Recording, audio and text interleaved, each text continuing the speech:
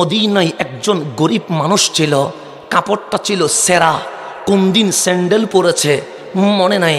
এক বেলা খায় তো তিন বেলা খায় না, দেখতে তেমন সুন্দর নয়, একটু বিশ্রী ছিল। তো ভিক্ষুক মানুষ সবার সাথে বসে না, কোনায় গিয়ে বসে। কাপড় ছেঁড়া মানুষ সবার মাঝে থাকে না, একটু একলা থাকে। কেন? কাপড় ছেঁড়া থাকলে সংকোচবোধ মনে হয়, পায়ে জুতো না থাকলে বিয়েতে গেলে সে এক কোনায় বসে থাকে, কারো সাথে বসে না। তো ওই আমার নবীর গরিব সাহাবী মসজিদ নববীর কোনায় বসে থাকে, সবার সাথে বসে না। একদিন কামলিওয়ালা মসজিদ নববীতে এসে গেছেন, তাকরীর শুরু হয়ে গেছে। আমি তাকরীর করি নাই, অন্য কেউ তাকরীর করি নাই। পৃথিবীর সর্বশ্রেষ্ঠ মডেল, জিনার কোনো মেসাল নাই, ওই রহমতুল্লিল আলামিন আজকে কোরআনের তাফসীর করছে।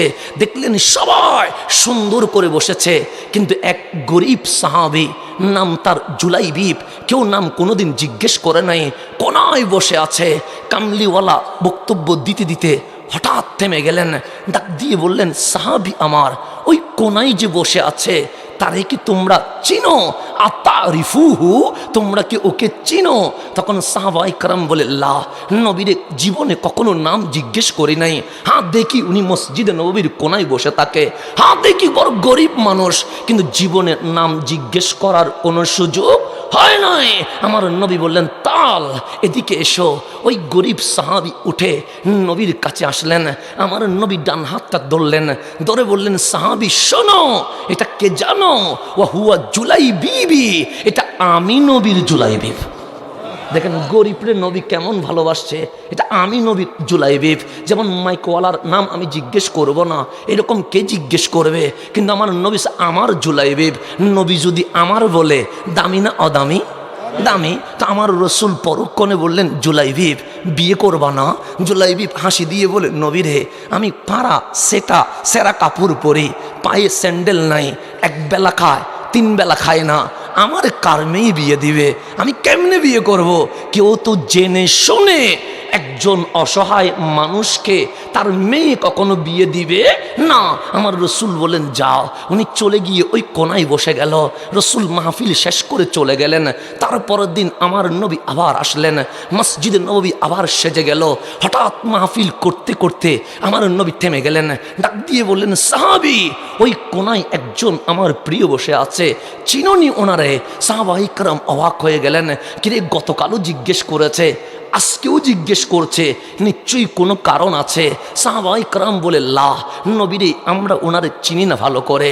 আমার নবী আবার ডাকলেন, এদিকে এসো, তাল এদিকে এসো। ওই গরিব সাহাবী নবীর কদমে চলে এসেছে। আসার পর আমার নবী হাত ধরে বললেন, চিনে রেখো, ও হুয়া জুলাইবিবি, এটা আমি নবীর জুলাইবিব, এটা আমি নবীর। আমার নবী বললেন, জুলাইবিব বিয়ে করব না? জুলাইবিব হাসি দিয়ে বলেন, নবীরে গরিব মানুষ, আমার কাপড় নাই, খাদ্য নাই, খাওয়াবো কি? আমারে কেউ বিয়ে দিবে না। আমার নবী বললেন, যাও বসে থাকো। উনি গিয়ে বসে রইলেন। দ্বিতীয় দিন চলে গেল। আমার নবী আবার 5 দিন, তৃতীয় দিন আসলেন।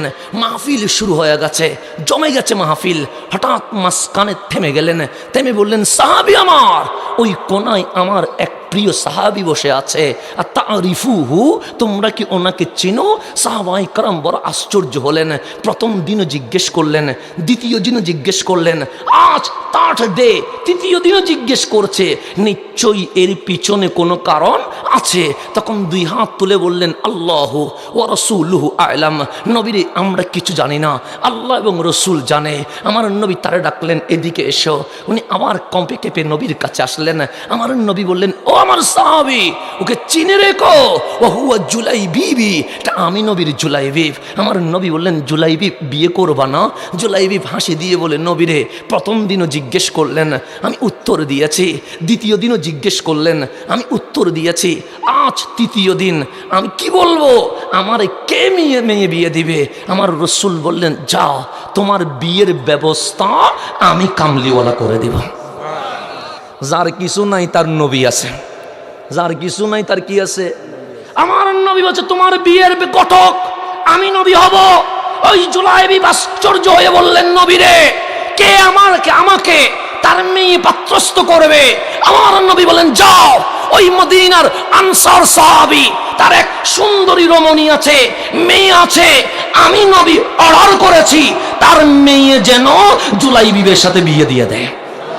অথচ ওই আনসার সাহাবী মদিনার সবচেয়ে ধনী, ওনার মেয়েটা সবচেয়ে সুন্দরী, সবচেয়ে দামি পরিবার।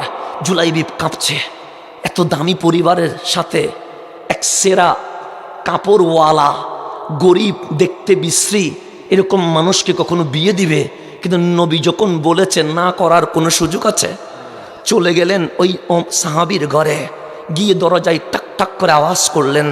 সাহাবী দরজা খুলে দেখে মদিনার ওই মসজিদে নববীর কোনায় বসে থাকা সবচেয়ে গরিব আজনবী এক জুলাইবিব এসেছে। ওই মদিনার আনসার সাহাবী বললেন, জুলাইবিব টাকা লাগবে? জুলাইবিব বলে না। খাবার লাগবে? জুলাইবিব বলে না। খিদে লেগেছে? জুলাইবিব বলে না। তাহলে তুমি কেন এসেছো?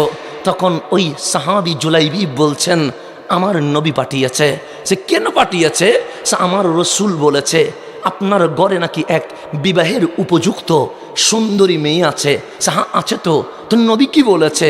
সে রসুল বলেছে ওই মেয়েকে আমার সাথে বিয়ের ব্যবস্থা করতে। এখন মদিনার আনসার সাহাবীর মাথা ধরে গেছে। স্বাভাবিক কোটিপতির ঘরে যদি এক রিক্সাওয়ালা, এক ভ্যান গাড়িওয়ালা, এক কৃষক যদি গিয়ে বলে আপনার মেয়ে আমাকে বিয়ে দেন, জীবনে কেউ রাজি হবে? জেনে শুনে মেয়েকে বিপদে ফেলবে? কেউ ফেলবে না। কারণ মেয়ের বাবা চাইবে একটা ভালো প্রতিষ্ঠিত পাত্রের কাছে বিয়ে দিবে। বাবা কেঁপে উঠলেন, কে পাঠিয়েছে? সে রসুল পাঠিয়েছে। এখন ওই মদিনার আনসার সাহাবী ঘাবড়ে গেছে। নবী তো জানে তার কাপড় নাই ভালো কাপড় যেটা পরবে, তার জুতো নাই যে জুতো সে পরবে, তার খাবার নাই সে নিজে খাবে, আমার মেয়েকে খাওয়াবে কেমনে? রসুল কেমনে এই প্রস্তাব দিল? তখন ওই মদিনার কোটিপতি সাহাবী বললেন, জুলাইবিব একটা কাজ করো, তুমি চলে যাও, আমি নবীর সাথে এই বিষয়ে আলোচনা করব। রসুলকে বুঝিয়ে বলবে, নবীরে কি আপনি কেমন কি বুঝলেন? আমার মেয়ে কোথায়? জুলাইবিব কোথায়? আমার মেয়ে খাবে কি? আমার মেয়ে থাকবে কোথায়? জুলাইবিবের তো কোনো ঘরবাড়ি নেই। হঠাৎ করে ওনার স্ত্রী আসলেন, ডাক দিয়ে বললেন, কি হলো? সে দেখো আমার নবী মদিনার সবচেয়ে গরিব সাহাবীরে পাঠাইছে আমার মেয়ের সাথে বিয়ের ব্যবস্থা করতে। কিন্তু মেয়েটা বড় বুদ্ধিমতী ছিলেন, চাদরের ভেতর থেকে সব শুনে গেছে। জুলাইবিব যখন বের হয়ে গেছে, মেয়ে বের হয়ে বললেন, বাবা কি হয়েছে? সে বলো না বলো না। সে কেন বলো না আমারে? সে মদিনার নবী একটা ঘটনা ঘটাইছে। কি ঘটনা? সে জানো মে আম্মা, মদিনার সবচেয়ে গরিব নাম তার জুলাইবিব, কাপড় ছেঁড়া, স্যান্ডেল নাই, এক বেলা খায়, তিন বেলা খাই না। আর আমরা প্রতিষ্ঠিত মদিনাবাসী, আমাদের মেয়ের বিয়ে হবে উপযুক্ত পাত্রের সাথে।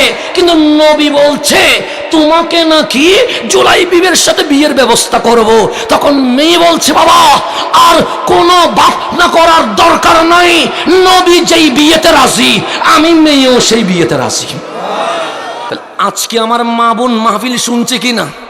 এই মা কেমনে আশিক রসুল হয়, মেয়ে কেমনে নবীর প্রেমিক হয়। তো দেখেন 18 বছরের মেয়ে বলছে, বাবা কোনো টেনশন নাই, মা আমাকে নিয়ে কোনো পেরেশান নাই, যেহেতু কামলিওয়ালা বলছে জুলাইবিব আমার স্বামী হবে, নবী যখন আমার স্বামী ঠিক করেছে, আর বাহিরের কোনো কথা চলবে না। কালো হোক, গরিব হোক, স্যান্ডেল না থাকুক, খাবার না থাকুক, নবী যেখানে রাজি আল্লাহ সেখানে রাজি। সুতরাং কোনো টেনশন নাই। আমি মেয়ে বলছি আমি বিয়েতে রাজি হয়ে গেছে। এখন বাবা বলে মেয়ে যখন রাজি, মা বলে মেয়ে যখন, এখানে আর কোনো মিটিংয়ের দরকার। মা বাবা দুইজনে গিয়ে নবীর দরবারে ডাক দিয়ে বললেন, নবীরে আপনি যেখানে রাজি, মেয়েও সেখানে রাজি, আমরাও সেখানে রাজি। আমার নবী বলে, দেরি করো কেন? আমি নবী আগ্ধ পড়াবো। দামি না অদামি? গরিবের আগ্ধ পড়াচ্ছে কে? রহমতুল্লিল। বিয়ে হয়ে গেল। এখন জুলাইবিবের কোনো ঘর বাড়ি আছে নাই, থাকবে কোথায়? মেয়ের ঘরেই তো থাকতে হবে, আর কোনো ব্যবস্থা নেই। বিয়ে যখন হয়ে গেল, জুলাইবিব শেরওয়ানি পরে ফেলেছে, জুলাইবিব মাথায় বিয়ের পাগড়ি পরে ফেলেছে। বিয়ে করলে জামাইয়ে মালা দেখি দেয় না, ফুলের মালা, বুঝেন তো নাকি? আমাদের সিরাঙের মধ্যে অপসংস্কৃতি একটু বেশি, আমি সেদিকে নাই গেলাম। তো একটা গলার মালা আছে না? নেই আছে, স্বামীকে দিতে হয়, বউকে দিতে হয়। তো জুলাইবিবের গায়ে বিয়ের মালাও রয়ে গেছে। এখন আস্তে আস্তে যাচ্ছেন বাসর ঘরে। শ্বশুর বললেন বাবা যাও, শাশুড়ি বললেন বাবা যাও। জুলাইবিব ঢুকে গেছে। আজ বাসর ঘর সাজানো হয়েছে, ফুল দিয়ে বিছানা লাল গোলাপের পাপড়ি দিয়ে সাজানো হয়েছে। জুলাইবিব বাসর ঘরে বিছানায় উঠে বসেছে, চোখ দুটো দেখবে বউয়ের দিকে। হঠাৎ কানের মধ্যে এসে গেছে মসজিদে নববী থেকে কামলিওয়ালা নবী আওয়াজ দিচ্ছে, জিহাদে যেতে হবে, জানমাল কোরবান করতে হবে, কে কে আছো মসজিদে নববীতে চলে আসো। আচ্ছা, আমার যদি আজকে বিয়ে হয়, ধরেন আজকে আমার কি, আমি আপনি যদি সিরাজগঞ্জ থেকে বলেন 1 কোটি টাকা দিব, আমি জীবনে আসবো? আমি বলবো ভাই মাহফিল বারবার হবে, বিয়ে বারবার হবে না। কথা ঠিক নেই? বাসরঘর কি বারবার হবে না? তখন আমি বলবো কোটি টাকার আমার দরকার নাই। মানুষ টাকা কেন? বউয়ের জন্য। টাকা কেন? ছেলের জন্য। টাকা কেন? মেয়ের জন্য। তো যেখানে বাসরঘর সেখান থেকে আপনি কোটি টাকা দিয়ে আমাকেও বের করতে পারবেন না। তা আপনার বাস্তবতা। আপনি যদি আমাকে কল করে বলেন হেলিকপ্টার দিয়ে আনবো, 1 কোটি টাকা হাদিয়া দিব, আমি বলবো হেলিকপ্টার পরে চড়তে পারবো, কিন্তু বাসরঘর বারবার হবে না। সুতরাং আমার বিয়ে আগে, মাহফিল পরে। আমি পরে বলবো বাসরঘর বারবার আসে না, কিন্তু জুলাইবিবের কানে আসছে রহমতুল্লিল আলামিন নবী কামলিওয়ালা বলেছে জান মাল কোরবান করতে কে কে রাজি মসজিদে নববীতে চলে আসো। জুলাইবিব বাসরঘরের বিছানা থেকে নেমে দাঁড়িয়ে গেছে। বাসরঘরের বিছানায় আর বউ ডাক দিলেন, স্বামী গো আমারে পছন্দ হয় নাই। সে পছন্দ না হলে কি বিয়ে করতাম নি? পছন্দ হইছে বিদায় তো কি করছি। তা আজ আমাদের বাসরঘর লাল পাপড়ি গোলাপের পাপড়ি দিয়ে সাজানো হয়েছে।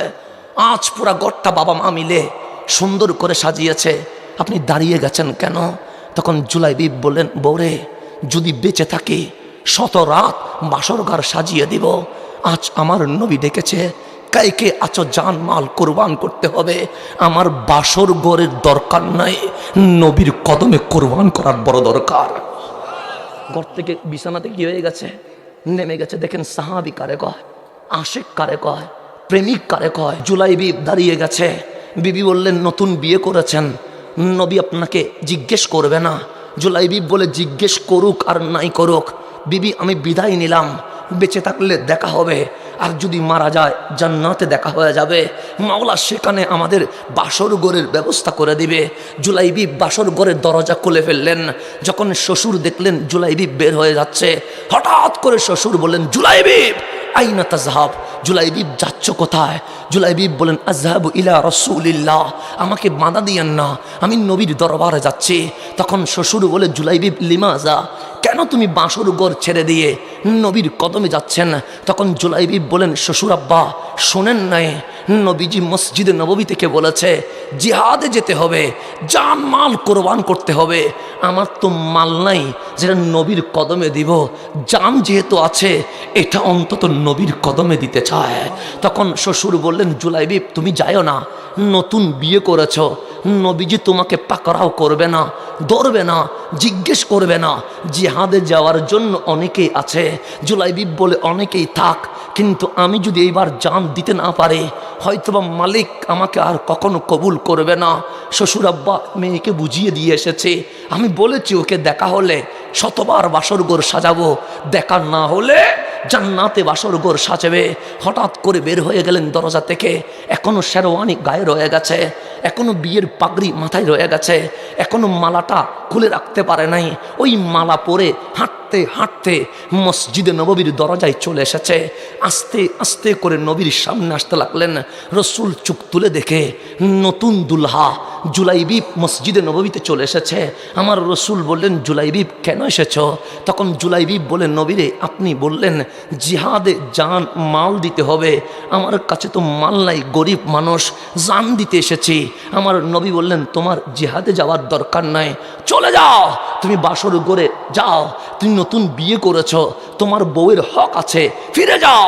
তখন জুলাইবিব 2 হাত জোর করে বললেন নবীরে আজকে যদি ফেরাইয়া দেন তাহলে মনে করব আমি জুলাইবিব আল্লাহর কাছে নবীর কাছে কবুল হইতে পারি নাই।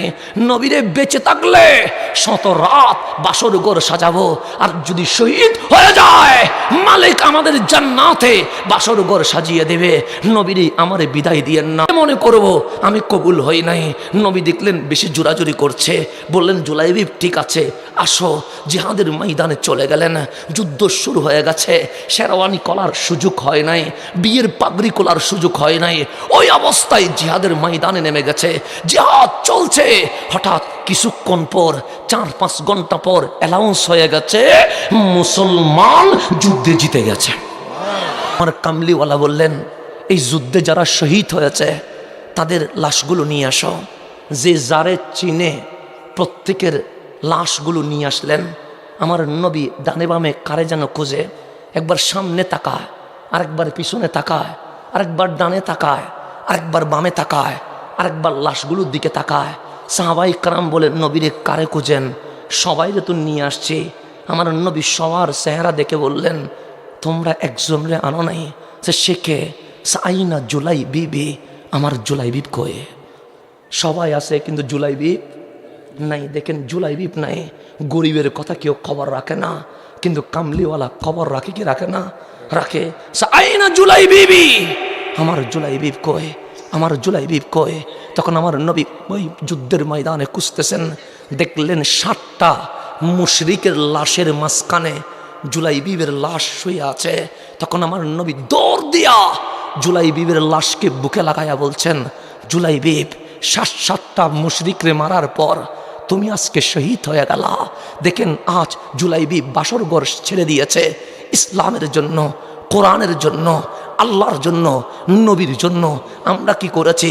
সামান্য শীত পড়লেই তো আমরা বাড়িতে চলে যায়, সামান্য কোরআনের কথা 5 মিনিট শুনে তারপর বাড়ির রাস্তা ধরে ফেলে। আমরা ইসলামের জন্য কি করেছি? খোদার কসম, ওই জুলাইবিবের মতো যদি আজ কেউ একটা ইমানদার থাকতো, ফিলিস্তিন রক্তে লাল হইতো না, এই ইসলামের বিজয় হয়ে যেত। আমার নবী জুলাইবিবকে বুকে ধরে বললেন জুলাইবিব মিন্নি ও আনা মিন জুলাইবিব। মালিক আমি সাক্ষী দিচ্ছি আমি জুলাইবিব থেকে, জুলাইবিব আমি নবী থেকে এসেছে। দিয়ে দিয়েছেন। এটার নাম সাহাবায়ে কেরাম, এটার নাম সাহাবায়ে কেরাম।